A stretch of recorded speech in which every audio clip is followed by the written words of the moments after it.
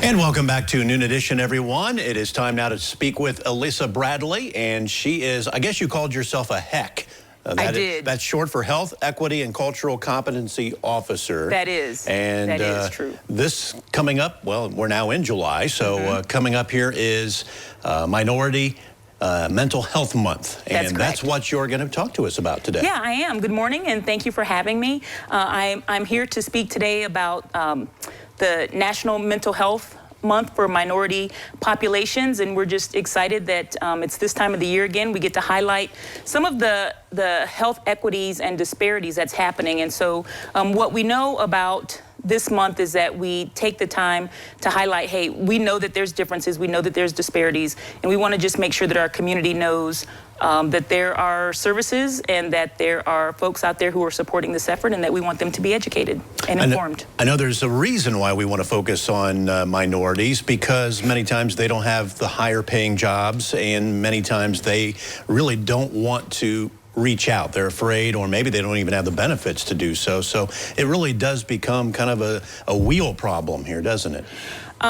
Yeah, but I think also we want to focus on just the differences and systemic challenges that often occur in our underserved communities. And so we want to make sure that everyone recognizes that there is a difference and that there are services out there to help us along in these challenging situations. Now, you have ambassadors that are going to be going out this entire month of July, really trying to spearhead this operation. Tell us about that. Well, the program is Mental Health Ambassadors, and they are a grassroots cohort. They're made up of caring community folks. Many of them are business owners and just servant leaders, and their task has been to talk in their communities and to share the information of the Mental Health and Recovery Services Board, and just to listen to stories and let folks know that it's okay to not be okay, and that we want to listen and help to build our community in the best possible way.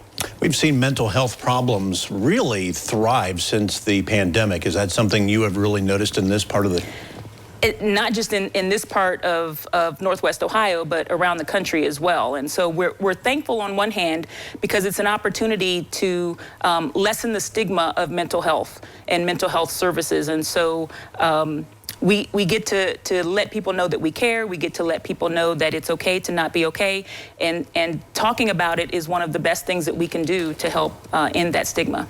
And what can someone do if they are in need of maybe someone to talk to, or they just want to reach out and see what is there for them? Sure. So our Mental Health and Recovery Services Board, who serves Allen, Auglaize, and Hardin counties, wecarepeople.org is the place to go. Right now on that website, there are quite a few surveys and assessments that can be taken for free to let you know just where you're standing. If you're feeling a little less normal, then we want you to check in, and we want you to just take that assessment and to see where you fare. And if not, we want you to reach out and get some help. And if you're in crisis, then we know that you can always call our helpline, and we can also call 911 if you're in dire crises. Love the slogan, it's okay to not be okay. That is true. That's very true for all of us. Thanks for your time today, Elisa. And we will be back as Holly has a look at medical coming up next.